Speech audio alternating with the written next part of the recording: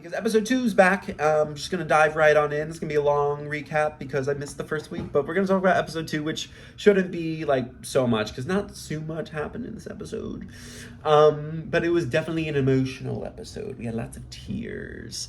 Kenzie has her emotional bit in the beginning, and we like get her like being like, this is hard, vibes are down, and I'm sad. And then she like makes a really weird move. And she like talks to Jess and Banu, brings her to this cave where she cried, and is like, what if we voted out Q or Tiffany? And I'm like curious about like that move of like, is it something where she could like really think that she could insulate herself with like 2 and 2 without them telling? I was confused about that move. I thought if it paid off, it paid off, but I don't, whatever, she's still in the game. But Jess, it was the most action I saw her play the entire game, besides eating some bugs. She was like, let's vote her out. Which I think she was right in that moment. Like, Kenzie, I don't really trust. Over at Sega, we get some Taylor Swift and Metallica back and forth. A great competition. I did give a point to Charlie for winning, even though I'm like questionable about like if you can say like Taylor's version, because that like doubles the catalog. Like that doesn't really count in my book. I'm just gonna go to the points and just go down. Yeah, okay, so Ben is able to start a fire over at Sega as well. He gets really emotional about it, and it's really sweet. He gets 3 points for that. And then we get some time over at Nami, and everyone's hunting for idols. And someone's about to find this Beware advantage because of the edit. Like, Venus is searching, Randon's looking, Hunter's looking. And Randon finds it. And I was like, because going into this episode, I thought Randon was going home. I thought we were going to get a Nami falling on their face. We had all this drama with, like, Venus. Like, and then there was also, like, part of the next time on it featured Nami so heavily. And I was like, all right, Nami's going. Yikes. All right, well, fuck me. So Randon gets 2 points for finding Beware advantage. They don't lose immunity in this episode, so he doesn't get his clue. So starting next episode, if he doesn't unlock his Beware advantage, he'll lose a point for every episode he doesn't have a vote at Tribal Council, which will be hilarious. Hope he figures it out. I gave a point to Charlie for the thing. So far so good. Like, Randon reads the note and he gets 2 points because he read the note and the clue. Yeah, what else happened? Like, not a lot. Yeah, idols over at Nami with like Venus like being like, I'm one to watch. And I loved Venus's glow up in this episode. Oh, also Randon and Venus. That's pretty awesome. I think that them coming together is smart for 2 people to be on the bottom to like just like acknowledge that and be like, we should work together. And also we got like Venus being like, get me to the merge and I'll turn on all of them. So I'm hoping that happens. I would love to see a chaotic Venus late game. We get to our reward immunity challenge, and it's another big one. I didn't really clock how physical it was going to be because I don't know how heavy those blocks are. But apparently they were really heavy, and it was probably really hot, and it was a hard challenge. And because of our 2-hour episode that we were getting blessed with this week, which is awesome because we got a lot of time to figure out who these people are, we got a commercial break in the middle of the challenge because it was so hard. But yeah, it did not look easy. Remember last season with Austin and Drew, the mishap, it was so funny. And that only happened a couple times, but it was not funny here because they all looked like they were dying.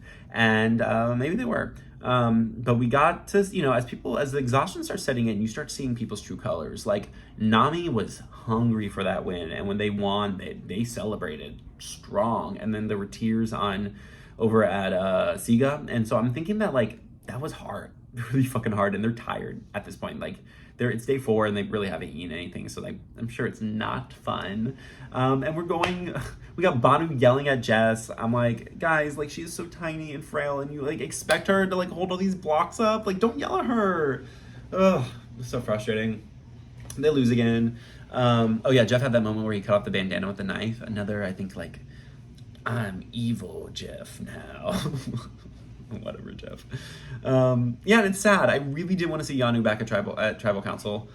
It makes me sad. I want the tribes to have like equal footing, and I feel like now it's just like an uphill slog or a tribe swap, So I'm hoping next week Yanu can figure it out. But even going into this tribal council, I was like, it's probably Jess, but like could be Banu and could be Kenzie all of a sudden, because Jess tells them about it and Banu is there to confirm, and it's just like they could very easily turn the table on Kenzie, who, if Q and Tiffany are like sus, like could make that happen. But then Banu starts losing his fucking mind, and like it's great to be emotional, like feel your feels.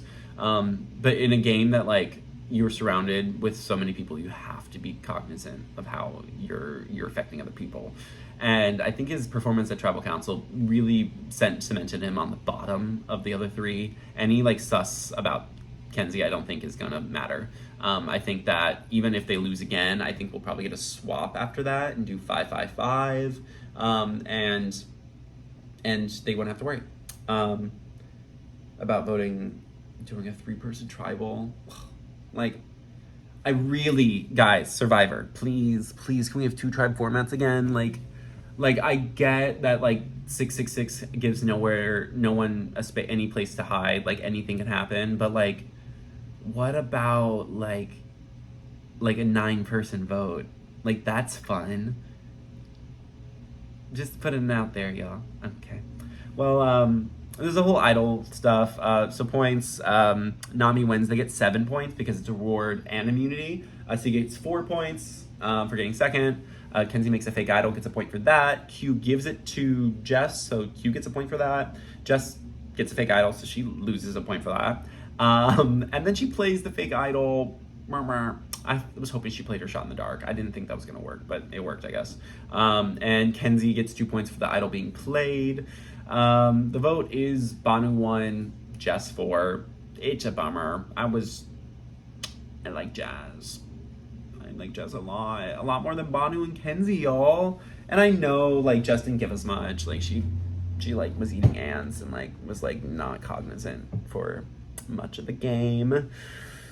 But yeah, at least Banu's entertaining. And Kenzie, I think Kenzie's like a red herring of the season. I think that she's going to be like making it far, and I think she's going to make some power moves, but I imagine her going out at like 6th, 7th, or 8th, like in somewhere in that ballpark, like shortly after Merge.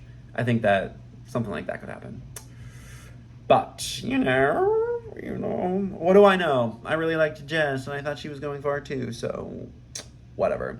All right, so rankings for this week. We do have no more ties in the top 3, but all of these people have been in the top before. But dropping 2 places to 3rd place, we got Rocco's Modern Life with 83 points. And then in 2nd, we get Dennis's Goliaths. And in 1st, newcomer, Coaches, Assistants, Coaches. Great job, Luke. You got 86 points, half a point ahead of 2nd place's 85.5. So it's still very tight. And guys, it's just the beginning of the league. Anything can literally happen. So even if you're sitting on the very bottom of the ranking right now, don't worry. There's a lot of season to go. A lot of things can happen. I'm sure we'll get a tribe swap eventually. There's hidden fantasy advantages to be had. So if you haven't found them yet, like, maybe start looking. No, you need a clue to get those, and you'll know if you get a clue. Yeah, I like this season so far, y'all. I think it's really good. I think I'm excited to get through these first couple of I hope every tribe goes to Tribal Council before the merge. I really hope that happens. I think that makes a much more dynamic post-merge game. I really hope Yanu just doesn't get wiped off the map before a swap happens, but who knows? Next week is episode 3, and who do I think is going home? Well, if we're looking at the people, I'm going to do it by tribe. For Siga, I think that the first person from Siga to go home will be Tim. I'm going to say Tim. I think Mariah is going to get a relief, because I don't think they're going to want to vote out a girl right away. And then over on Nami, I still think Randon's probably on the bottom, but if he gets that idol open and ready to go, Liz could go first, or God, Randon could even take one at the top. But I'm gonna say, now that Randon has that idol, I'm gonna say Liz, because Randon's on my team. God. And then if Yanu goes back again, then I definitely think Banu will be going. Of those three, I'm gonna say send Tim home. I want Tim out. That's all I got this week, y'all. It's so great to be back. Happy fantasy, and I can't wait for more. Thanks for joining me, y'all.